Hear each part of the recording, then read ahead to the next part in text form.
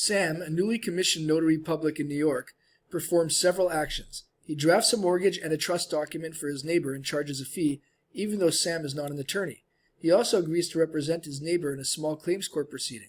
For notarizing a simple affidavit, Sam charges double the statutory fee. Additionally, Sam begins performing these duties before taking and filing his required oath of office.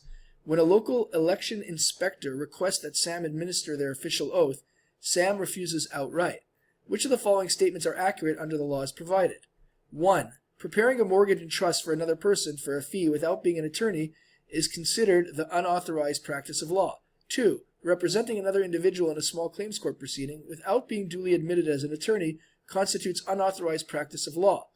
3. Charging more than the statutory allowance for a notarial service can subject Sam to treble damages in a civil action.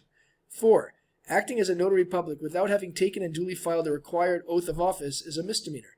5. Refusing to administer an oath to an entitled public officer is a Class D felony. Let's have a look at each of these statements compared to the relevant law to help us determine which of these statements is accurate. So once again, Statement 1.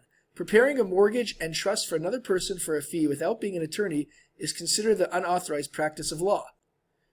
To help us determine if this is an accurate statement, let's have a look at the judiciary law section of the Notary Public License Law booklet, specifically Section 484, entitled None But Attorneys to Practice in the State, and it states, no natural person shall ask or receive, directly or indirectly, compensation for appearing for a person other than himself as attorney in any court or before any magistrate, or for preparing deeds, mortgages, assignments, discharges, leases, or any other instruments affecting real estate, wills, codicils, or any other instrument affecting the disposition of property after death, etc. So with this in mind, we see that Statement 1 is indeed accurate because preparing mortgages was one of the documents referred to. A trust would also be something that can affect real estate, and therefore Statement 1 is accurate, and we can put a check mark next to it. As well, Statement 2 states, representing another individual in a small claims court proceeding without being duly admitted as an attorney constitutes unauthorized practice of law. From that same section, it also stated that a notary public who is not an attorney cannot also appear in any sort of proceeding on behalf of anybody, and therefore Statement 2 is also an accurate statement, and we can put a check mark next to it. Statement 3, charging more than the statutory allowance for a notarial service can subject Sam to treble damages in a civil action.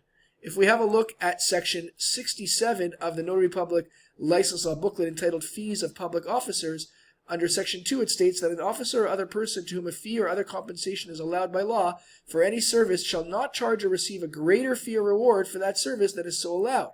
And if we jump to Section 4, an officer or other person who violates either of the provisions contained in this section is liable, in addition to the punishment prescribed by law for the criminal offense, to an action in behalf of the person aggrieved in which the plaintiff is entitled to treble damages. Therefore, Statement 3, in which it states that charging more than the statutory allowance can subject Sam to treble damages, is accurate, and we can put a check mark next to number 3. Statement 4 states, acting as a notary public without having taken and duly filed a required oath of office is a misdemeanor. If we have a look at the Public Officers Law section of the Notary Public License Law booklet, it states, notary must not act before taking and filing an oath of office. The Public Officers Law section 15 provides that a person who executes any of the functions of a notary public office without having taken and duly filed the required oath of office as prescribed by law is guilty of a misdemeanor. A notary public is a public officer. Therefore, we see that Statement 4 as well is an accurate statement.